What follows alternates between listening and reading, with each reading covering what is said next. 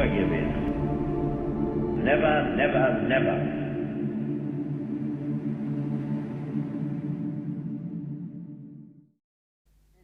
Tuesday the 28th of February 1997, and together with Ron Chisnell, representing the Chatterbox Club, this is John Warwickers talking to Yolande Olsen at her house at Brockford in Stowmarket about her days during World War II. Good morning, Mrs. Olsen. Perhaps we could start with your reminiscences of the beginning of the war. September 39 was the outbreak of war. Where were you at about that time? I was stationed at college at Angmering-on-Sea, or London, and then we were moved to Angmering-on-Sea. And we did the course in 9 months to get through quicker. And then I went home to Wetherby and joined up in the ATS at January 1940. And then I was there for a year, or about a year, I can't remember the dates exactly, and was the PA to the RAOC who requisitioned all the vehicles for the Northern Command. When you enlisted in the ATS, when you were enrolled and volunteered for the ATS, yes. Had you completed your education then? Yes, yes. Well, I would have gone to France if the war hadn't come, but yes, yes. And so you were then taking a secretarial course, yes, and you went back in Yorkshire. Yes. So at that time that you volunteered for the ATS, because yes. You weren't conscripted as a lady. Oh, no. Well, anyway, I wasn't the age. You know, there was conscripting later, weren't they? Conscription later, but you volunteered to yes. join the ATS. Yes. And were you accepted as an officer in the ATS? No, they kept on you go in as another thing, and they kept on wanting me to go to Optu, you know, and so I said no, I'm a London trained secretary, and you know that's what I want to do. I don't want to be an at looking after lots of other ats with all their marital problems and all this and that. So I said no, I wouldn't take a commission. Was it a hard life as a lady soldier in 1940? Well, no, because I billeted myself at home. That sounds a great advantage. So when I was in York, I used to go to and from Wetherby to York daily. And then in 1940 it was the year of Dunkirk, and the British Army came back defeated and virtually without armaments and without transport of all kind. And so your role in Yorkshire was to help to put the pieces back together again. That's right, yes. And so we did that, and I think that finished. It was all done by the end of 1940, I think.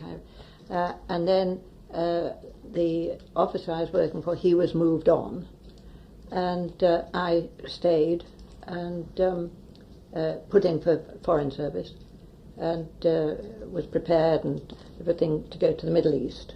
And then the word came through, no women. So I kept on typing and doing secretarial work a bit longer, and then I was, now I'm not sure whether by this time it would be early in 1941. I was told to report at Tunbridge Wells, and I think attached to the 12th Corps, but when I got there wasn't a 12th Corps. And I think it's all a bit of a mystery, and whether that was to let the Germans think the 12th Corps was there, but I think it had disappeared, or we don't know, we never found out.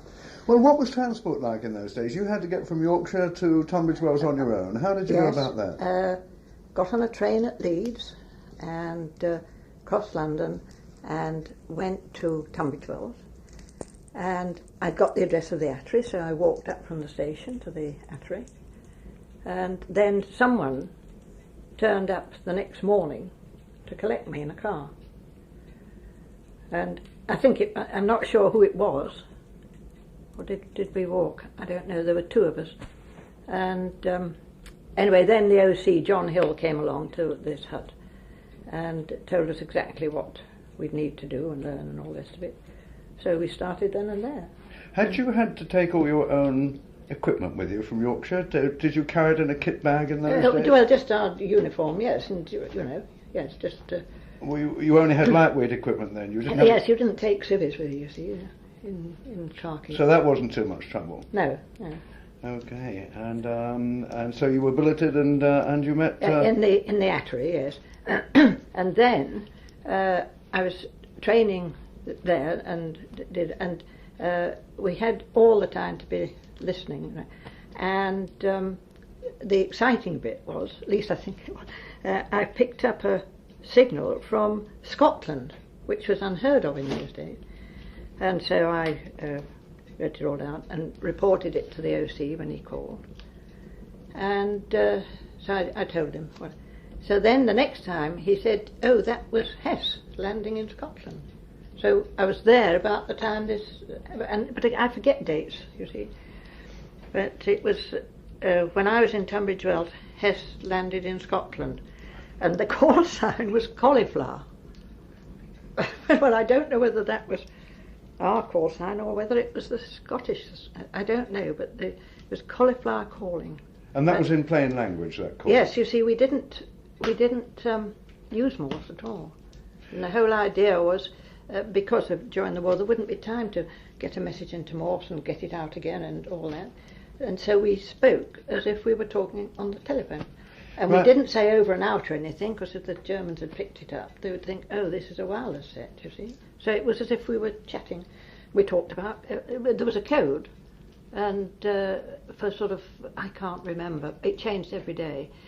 But they were put into the tanks and things, were called cows or bulls, or, you know, so that if we'd been picked up, it would be women having a silly chat about cows and see, and we never were picked up. Our frequency was never found, apparently. Let me just take you back a little bit now. In 1940, there you were, a young lady, well educated, and you were working in Yorkshire, and from what you've told me before, you were assisting to requisition vehicles because the British Army was so short of them. Yes. And then you were selected, without your knowledge, to enter the world of clandestine spy work. Yes. Did you ever know how you were selected? No, except they'd got my CV when I wanted to go abroad. The ATS somewhere, I suppose Northern Command, had my sort of CV of what I did at school and so on and so forth. And they knew I was wanting to go abroad. So, I must have been on a piece of paper somewhere.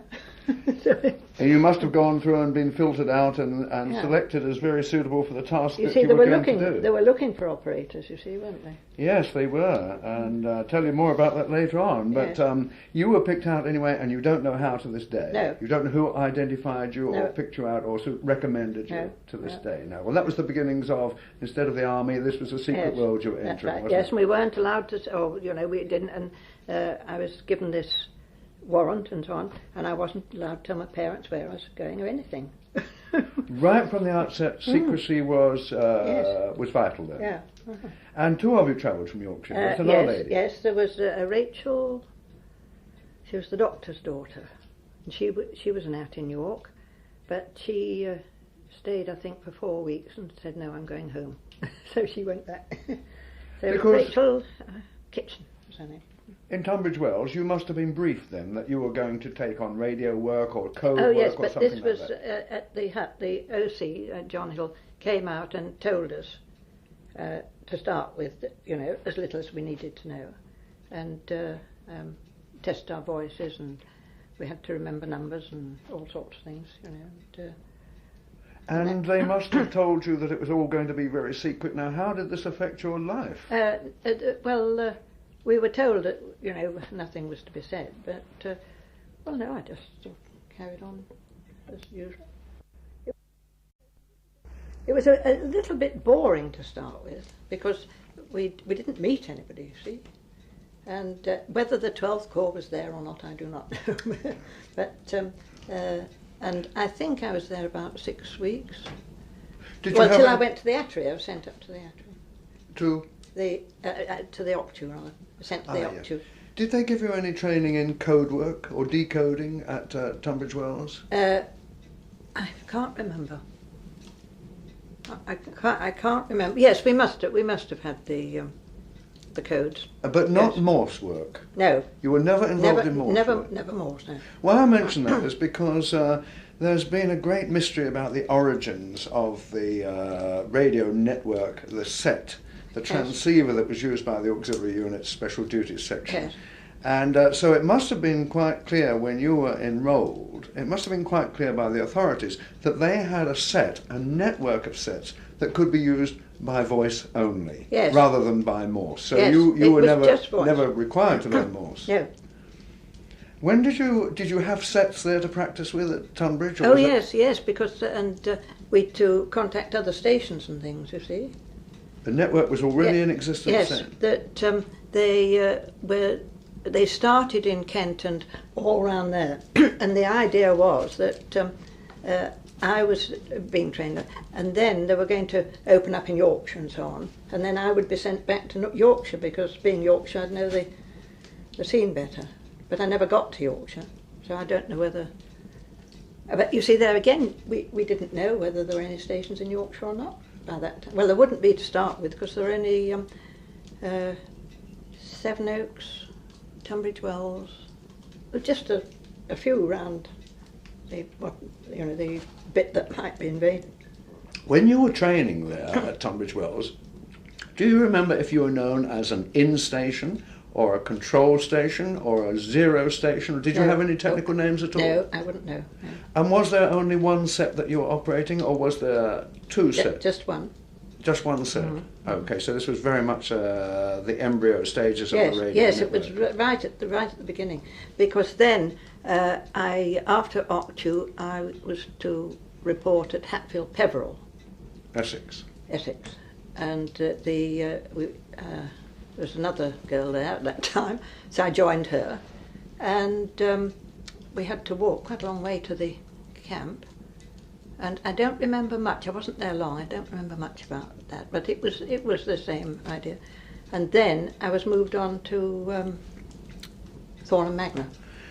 Now, when you were at Tunbridge Wells still, were you billeted near to the radio hut that you had? Did you have a radio hut? No, I think we had to walk about 1.5 miles or something. And it was a hut. It was out of Tunbridge Wells, and the atria was a house that had been taken over. Yes. And did you have what hut? Did you have a bunker or a hut for your set? A hut. This bunker idea hadn't started then, and in fact ours burnt down. I think it was because the wood was too near the stove, and it was on fire one night, so everything was destroyed, thank goodness. So then I think that's when I was sent off to Octu. Anyway, we got the OC down, and but they wondered whether it was sabotage or what, you see. So, but I said, well, we don't know. We really don't know. But it could be the wood that had been collected and dried round the stove, you see, and that might have sparked off. But we just don't know. Well, I think in looking back upon it, it was more likely than sabotage because the auxiliary units as a whole had a remarkable record of secrecy. Yeah. I don't think it could have been sabotage, do you? I think it was. No, I think it was the wood that. But at the time, it must have been 50-50 chance that it was sabotage. Well, yes, it didn't. Because here was this hut under some trees in a field. Well, it must have made some people think, mustn't it? But where the 12th Corps was, I don't know. I never saw a soldier at all. No army people at all. Well, now, what did your set look like? Do you remember what the set looked like? I know it was dark green, but I can't. And there were dials because we had to all the time search for calls, and we used to come on every half hour. And of course there must have been a microphone, but I can't remember whether it was a standing one or whether it was. I just can't remember. And we used car batteries. Ah, the power was a car battery. Two car batteries, yeah. And did you have soldiers to service this? Yes, yes. 2 maintenance men used to come along every so often and change the batteries. For the Royal Corps of Signals, no doubt. Yes. Oh, yes. Well, also John Hill said that you're not hats. You're to put up the Royal Corps of Signal badge. That's why I was looking for the photograph, because I got the Royal Corps of Signal badges up. So technically, you became a Royal Corps of Signals. Yes. Well, you see, there were no officer. other hats about the place, so he said no. Put up the Royal Corps of Signal badges. Once you'd entered the underworld of spying and espionage and counter-espionage, really it didn't matter, did it? No. What, you were entitled, or one was allowed to carry anything that was a suitable disguise, Yes. really. Yes. Well, that's what he wanted, and we wore battle dress tops and things, you know, when we're on duty. And when you were listening out on the radio set then, did you know with whom you were in contact? Because they didn't have a long range, did they? I don't know quite what the range was, but it must have been sort of all around the coast and Suffolk and so on, wasn't it? And then our job, you see, the only person in the division, in the 15th Scottish, was G2. And any messages we got, we had to take to G2. Just him. And I don't know whether the other officers there knew what we were doing, but G2 was the only one that knew. As far as you're aware, looking back upon those days a long time ago, the messages were all coming in to you? Yes. Outstations? From outstations. From outstations. Because some had been Broad Suffolk, and some, you see, which to me, coming from Yorkshire, Suffolk really was very difficult to pick up to start with. But they were these, I think there's a district nurse and people like that were going about the countryside. Yes, indeed. And they were farm labourers, you see. They were presumably reporting back to G2 for some purpose, like there's no signs of the enemy, there's no signs of an invasion. Yes, it'd be troop movements. That's the whole idea, was to, and if the division had gone, we stayed and went underground, and then it was up to us to get the messages. That we hadn't got sorted out by the time I moved on, but. Not from Tunbridge. It got very sophisticated later on, Yes. though, the communications business. Uh-huh. Now, at Tunbridge, you were only in a hut. Yes. But when you came, if I can just jump ahead Yes. to Thornham, you went into an underground bunker. No, we were in a hut, and then I was sent to Bury to start up another station. I was at, I think the Red House for about June to the following, I was there about a year, I suppose, or more. And then I was sent to Bury, because there's a garrison there, isn't there, at Bury St Edmund, and that, but I just don't know how far we were receiving messages from.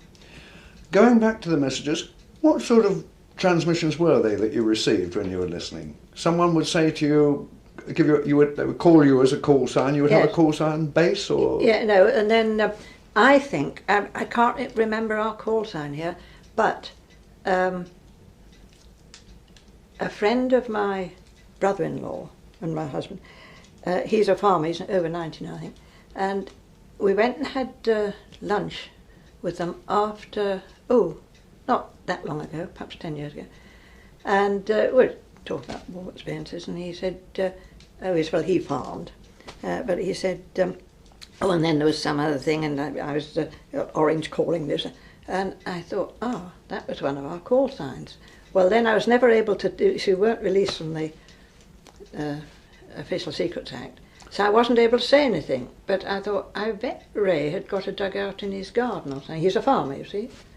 And I should think, and I don't know whether we were orange or whether he was orange, but it was the orange. I thought, yes, I know what he was doing then. But I couldn't say anything, you see. And now I'd like to have, my husband and brother-in-law went to see him, and I said, look, ask Ray what he did during the war now. Because you've got to have something to talk about. He's over 90. And my husband forgot. And he said, I wish I'd remembered, because, it would have been a good thing to chat about, because he was looking for conversation. But so that was in North Norfolk. So I just don't know. But the whole idea was to let headquarters know where the troops were and what's happening, you see. So, according to David Lamper, the in stations, which is what you were, the control stations, tended to finish up with a call sign which finished up with 0. So-and-so 0. Oh? That's how David Lamper reports it, but I don't know whether that wasn't your recollection. No, I must read his book again because I read it when it first came out, which was years ago now, because my parents were still alive. 68. Yes, because I gave them a copy because I thought it's so I could let them know what I was doing, you see, because they still didn't know.